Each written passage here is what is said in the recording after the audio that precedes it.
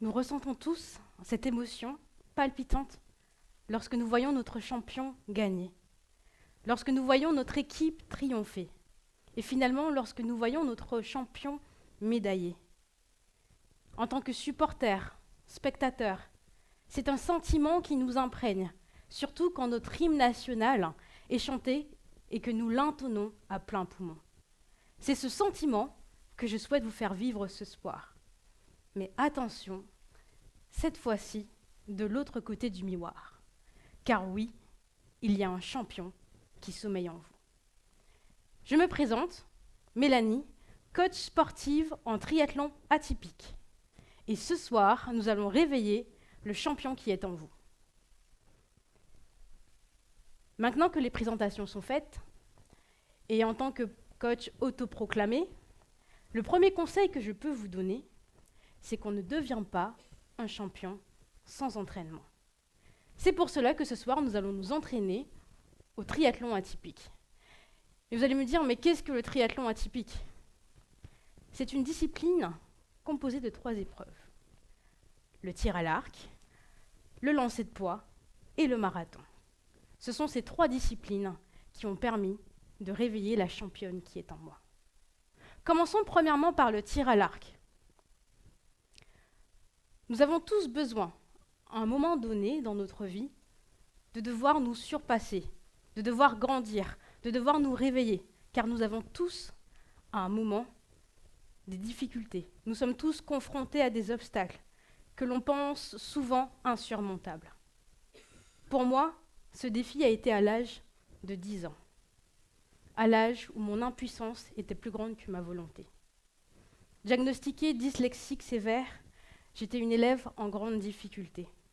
Une élève qui ne savait pas lire, qui avait du mal à écrire, à comprendre ou à juste parler. Face à cette situation, mes parents ont voulu prendre une décision drastique et radicale en m'envoyant dans une classe spécialisée. Bien sûr, c'était une décision que je redoutais énormément. Car vous savez, les enfants sont souvent emprisonnés par les préjugés qu'on leur impose. J'étais donc horrifiée, terrifiée de devoir me retrouver dans la classe qu'on surnomme la classe des attardés, la classe des handicapés. Je voulais être quelqu'un de normal, dans une classe normale. C'est donc posé à moi une question. Comment faire pour ne pas atterrir dans la classe des handicapés ? Et je me suis rendu compte que j'étais face à mon plus gros défi, qui me paraissait insurmontable. Comment faire pour me sortir de cette situation ? C'est à ce moment que j'ai pris mon arc et que je l'ai bandé de toutes mes forces et que j'ai tiré avec toute la volonté et j'ai ciblé le mur de mon obstacle. Première chose, en tant que coach, vous devez cibler votre mur. Vous devez cibler votre obstacle. Parce que c'est là qu'intervient notre deuxième discipline. Le lancer de poids. Parce que le mur d'obstacle qui est en face de nous, nous devons le briser. Vous me direz, mais pourquoi le lancer de poids ? Pourquoi pas le saut en longueur ? Pourquoi pas le saut en hauteur qui est beaucoup plus élégant, plus aérien ? Ben, je vous dirais qu'un mur, on ne le saute pas, on le brise. Parce qu'un mur qui n'est pas détruit, c'est un mur qui reste dans nos vies et qui nous montre nos propres limites, les limites qu'on s'impose. Moi, j'ai décidé de briser mon mur, le mur de la dyslexie. Maintenant, je suis devant vous. On ne dirait pas qu'à un moment de ma vie, je ne pouvais pas parler, ni bien communiquer. Je suis passée d'élève avec de grandes difficultés à première de ma classe. Je suis passée d'étudiante avec de grandes difficultés et dyslexique à quelqu'un qui est dans une grande université, première université de maths au monde, dans une grande école.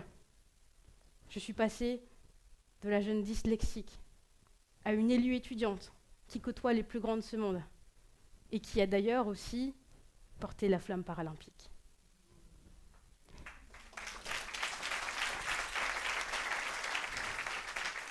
Alors vous voyez mon mur ? Moi je l'ai brisé. Et je l'ai brisé de toutes mes forces. Parce que j'ai osé briser mon mur.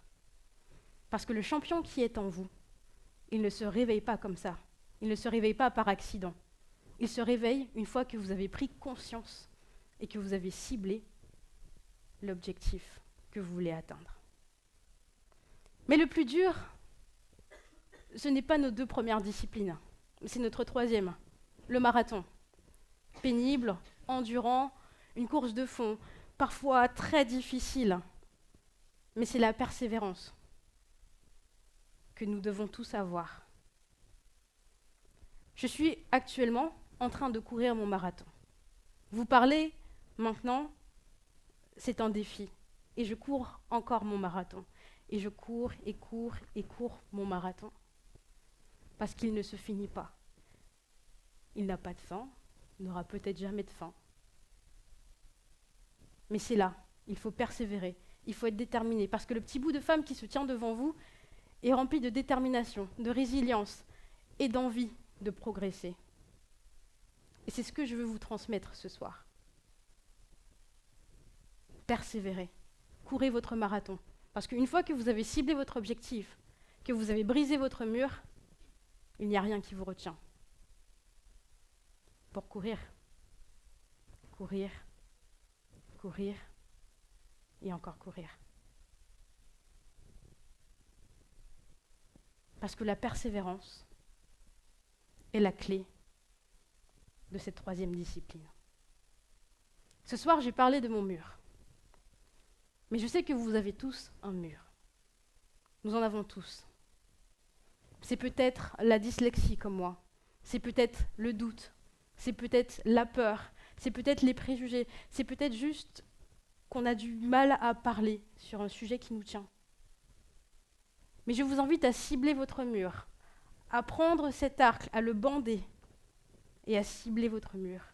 Et ensuite, de prendre ce poids et de briser votre mur. Et ensuite, courez votre marathon. Parce qu'il n'y a aucune limite une fois que vous aurez réveillé le champion qui est en vous. Je vous ai dit que j'ai porté la flamme paralympique. Mais c'est à mon tour, comme un relais, de vous passer cette flamme qui est en vous et qui doit briller.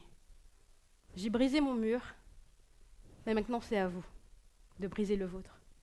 Et j'aimerais vous relayer et vous passer cette flamme. C'est à vous.